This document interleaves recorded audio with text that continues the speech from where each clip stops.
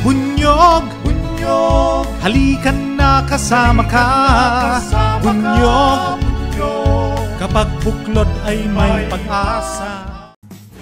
The former Liberal Party stalwart now leads the Katipunan ng Nagkakaisang Pilipino or KANP. In a television interview, Aquino says he is ready to return to politics after around half a decade. Aquino served as a senator from 2013 to 2019. He did not run in 2022 as he was then presidential candidate Leni Robredo's campaign manager. In the 2019 midterm polls, he failed to win his re-election bid under the Ocho Derechos slate. Ma'am, mainit ka this week. A lot of reports came out that you decided to run for the Senate seat again. But ito, ang medyo mainit na issue is, hindi daw sa Liberal Party. No. So, as early as 2019, umalis na ako sa Liberal Party, Diego Angela. And I was happy to be a private citizen in 2019. And then in 2022, nahiling ako ni Vice President Robredo at that time to run her campaign. But around that time, may nabuo na rin na bagong partido. The youngest political party in the Philippines, yung KNP. Yes, no? yes. And yung nagbuo nito, mga young, dynamic, innovative, young leaders from all over the country. Binuo nila yan para sa kandidatura ni Vice President Leni. And after the elections ng 2022, after May, nag-usap-usap yung grupo at sabi nila, baka magandang ituloy pa rin natin to. Let's still pursue this party as the youngest political party in the Philippines. And this May, kasi 1 year na before the midterms, hiniling nila ako to be formally the chairman of the group. And I accepted. So you're part of the founding group of this new political party? Yes, so I was one of the advisors of this political party. Yung mga pillars ng partidong ito, no, medyo iba rin siya. So unang-una, nandyan yung good governance or yung maayos na pamamahala, economic and social justice o yung pagkiling sa mga mahihirap sa ating lipunan, and yung paggamit ng edukasyon at teknolohiya para iangat yung bansa natin. So it's new, it's a little different from the way other parties are run. Usually kasi sa mga ibang partido, ang decision maker mo dyan, isa o dalawang tao lang talaga. Yung founder o yung main candidate, di ba? But in the case of KNP, ang pangako ko sa kanila is that we will go through this through our country. We'll go through decisions na magkakasama tayo dito. And we're all peers here, no? So it's a small group, hindi naman siya ganun kalaki, but malaki yung potential. I'm quite excited when I meet with this party. At palagay ko rin na parang mas bagay rin ako sa partidong ito. Many of them were also volunteers in the last campaign. So marami sa mga heads ng partido, naging provincial heads ng campaign ni VP Leni noong 2022. Yun kasi marami nagulat syempre na ay umalis siya ng Liberal Party. And alam naman natin ng Liberal Party with the Aquinos, di ba? So ang tanong dyan, are there certain issues in this country na hindi ma-address ng LP kaya ka umalis doon, or strategic move lang ba ito? Ano siya, parang yung nakipag-break ka pero hindi mo kayo nag-away. Di ba? Alam mo yung mga ganun, You're just friends. Oo, we're still friends. We're still friends. Parang feeling ko mas magiging masaya ako dito sa pangalawang partner natin, di ba? So I talked to, of course, Senator Kiko. He's a good friend of mine and in many ways my mentor. He was former party president and the current president ngayon si Congressman Edsel Lagman. So nag-usap kami na palagay ko I will be more useful to the country with this group. And ano rin kasi, yung mga miyembro ng KNP, sila mismo yung nagsasabi, please come and lead us. Diba? Please come, join the party formally, wag lang advisor, pero mamuno ka talaga dito sa partido natin. And ako naman, hindi mo matatanggihan yun. You can't say no to that, diba? So, I feel that this is the best way forward for the party, also for myself. And at the same time, wala na bang samaan ng loob with the other parties na kasama sa coalition? Maayos ang hiwalayan. Yes, kaya yon. Kaya pala yon. Yung maayos na hiwalayan. They can still be friends. I'd like to talk about, Bamno, yung 2022 elections. Yes. Now, madami nang sinasabi, napakabilis ng pag-shift ng political scenario dito sa Pilipinas. From an Aquino to a Marcos, the time period was really fast. Ngayon, ang question is, ano yung learnings mo with regard to this shift na in the 2022 election, there was a very large mandate for President Marcos. And he utilized TikTok. PRRD utilized Facebook. Now, was this something that could have been done by the Liberal Party early on? Well, alam mo, yung mga could have been done, maraming could have been done, honestly, no? But looking back at 2022, I think one of the big differences was ang late talaga nagsimula.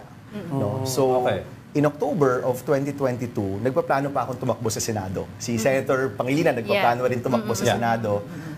We were all gearing up for that. Of course, when Vice President Lenny decided to run, nag-iba yung mga roles namin. I took on the campaign manager role. And si Kiko, Senator Kiko, ran for Vice President. No? So, nag-iba. And then, nung araw na nag-announce si VP Lenny, she had just decided really a few days before that. So, pati yung pag-organisa ng mga tao, ng mga volunteers, it really started bandang December na. You know? So, I think one major learning is, hindi ka pwedeng late magsimula. That's why ngayon, Mayo pa lang, nag-aanunsyo na tayo. We're hoping that yung mga taong lumabas at nagising nung nakaraang kampanya, nandyan pa rin sila para tumulong sa kampanya natin. That's first.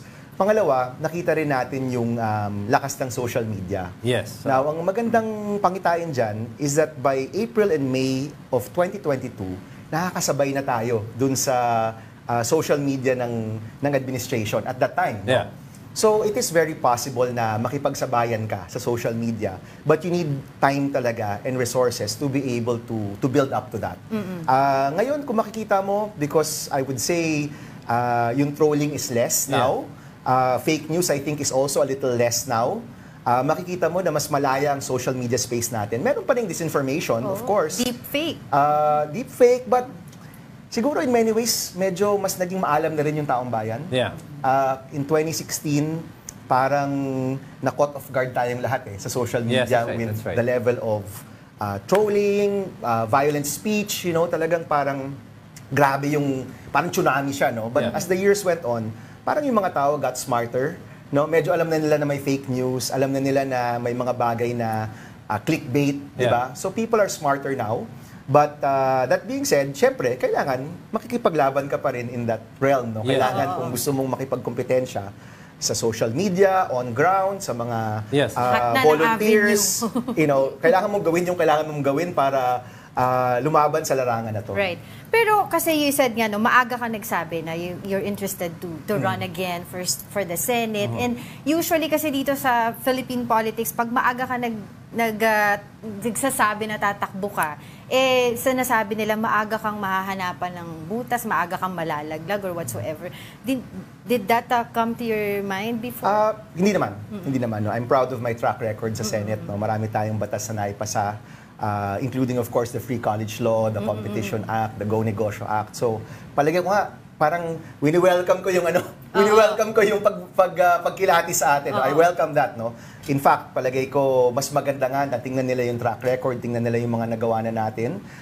In the end, kung yan disadvantage sa iba, palagay ko advantage yan sa akin. Right. I'd like to pick your brain about the current state of education in the country. Now, we've seen several reports come out that Ateneo's rankings have dropped, so has other universities. A lot of issues about reverting to the old school calendar. Dapat hindi daw ginawa. Some people say dapat infrastructure na lang or bigyan mas madaming sweldo yung mga teacher.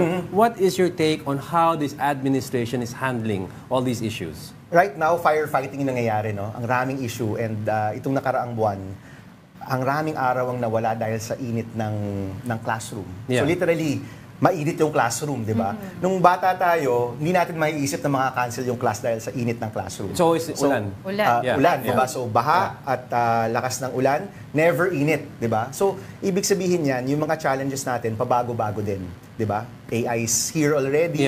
Paano i-handle yan ng ating teachers, ng curriculum natin. The teachers are also feeling the cost of living crunch, no? Lahat ng kababayan natin nararamdaman yan. But the teachers also feel it, no? And many studies will show yung kalagayan ng isang eskwelahan is largely because of the teachers. Kung gaano kaganda yung maibibigay na edukasyon sa mga bata, yan ay dahil sa mga guro natin. So, ang laki rin ng focus sa kanila. So, pagdating sa edukasyon, everybody has to come together. No, ito yung mga issues na wala dapat politika, wala dapat kulay, lahat dapat nagtutulungan. So, unang-una, kailangan nating i-revisit yung curriculum natin. Relevant pa ba to? Ito ba ay magbibigay ng mga graduates na may kakayanan na makipagsapalaran sa merkado? A lot of students now, even if they graduate, walang trabaho. That's right. Which means hindi integrated yung ating tinuturo at yung pangailangan ng ating merkado.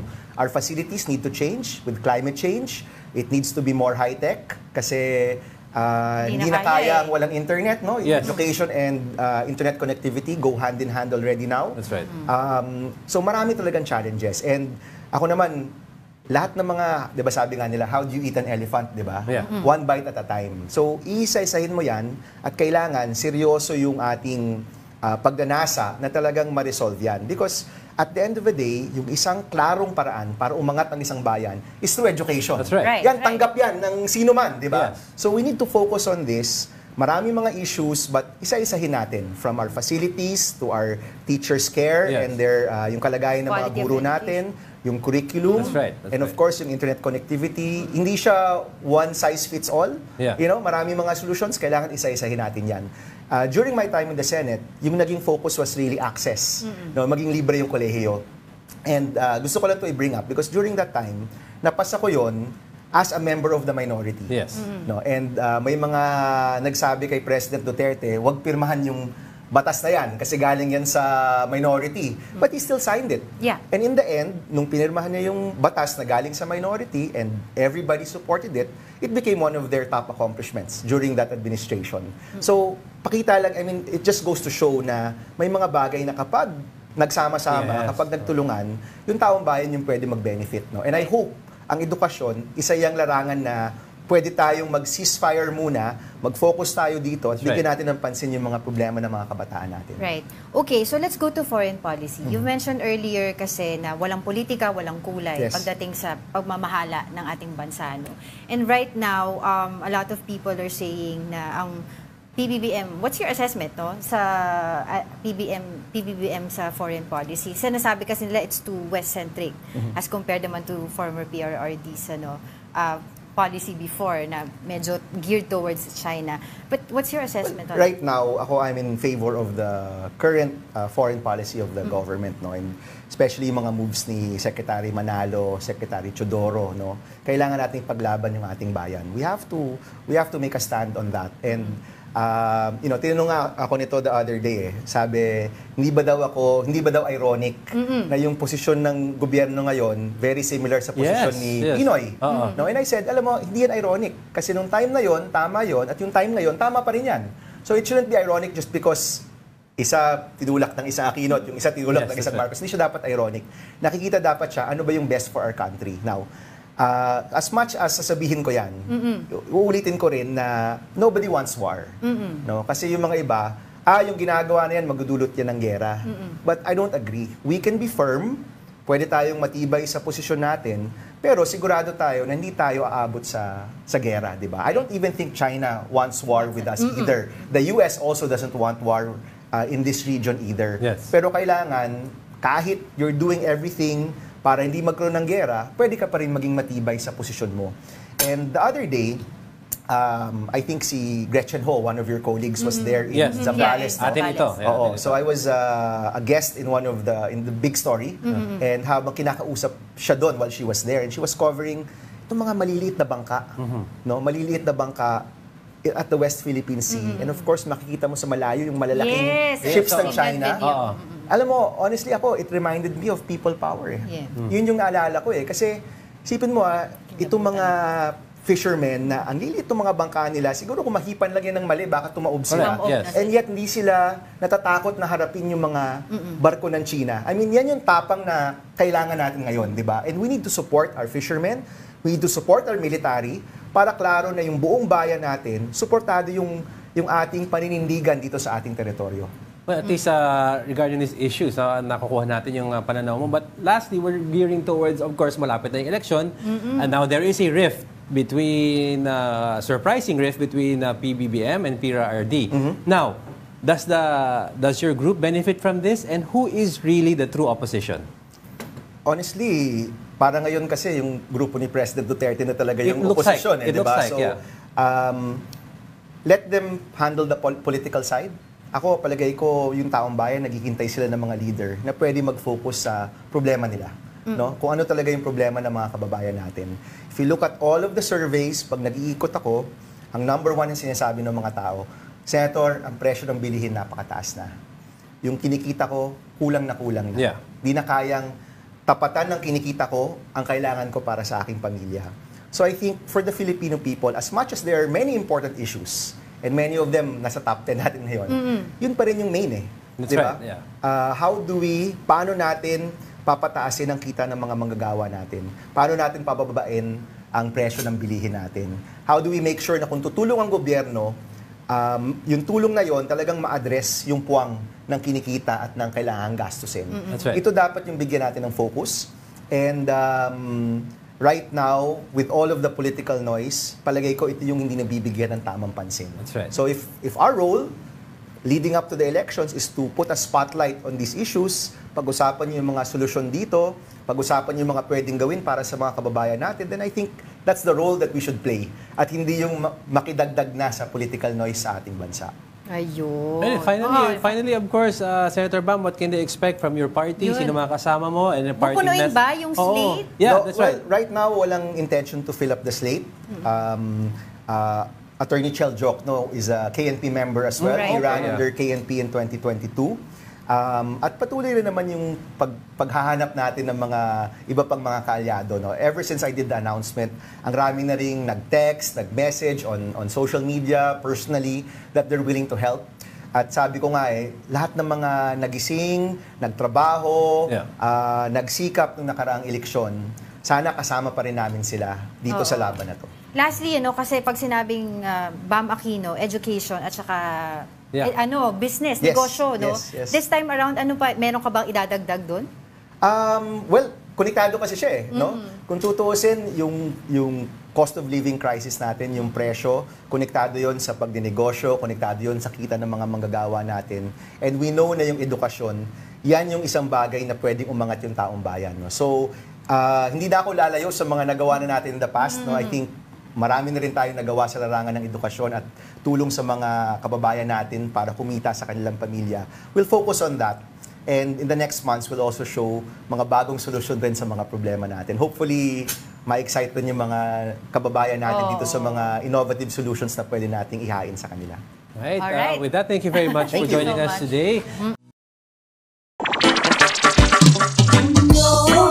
May kulanong salita na ang ibig sabihin dito ay ang pagkakaisa. Bunyog Party List. Halika na, Bunyog Party List ka na. Halika na, Bunyog Party List ka na. Sa susunod, ang atinang suportahan, Bunyog Party List, nagtataguyod ng katotohanan, lumalaban para sa bayan. Bunyog, bunyog, halikan na kasama ka. Bunyog, kapag buklod ay may pag-asa. Luzon, Visayas, Mindanao, isa ang pananaw. Sa bagong Pilipinas ang bunyog isisigaw. Bunyog.